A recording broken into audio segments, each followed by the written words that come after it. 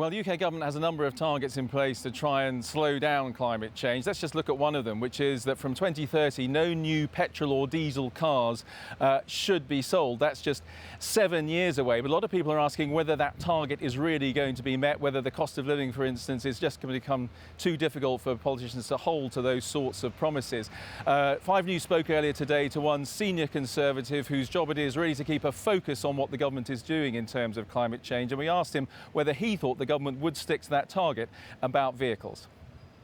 Michael Gove as well as Rishi have both said very clearly that this is non-negotiable, that is what it is. And of course it has to be, because the whole of the car industry has been prepared for that. Now, there will be some in the car industry who say they'd like it put off because they haven't got it right. But that's not what you do. You stick to what your words are.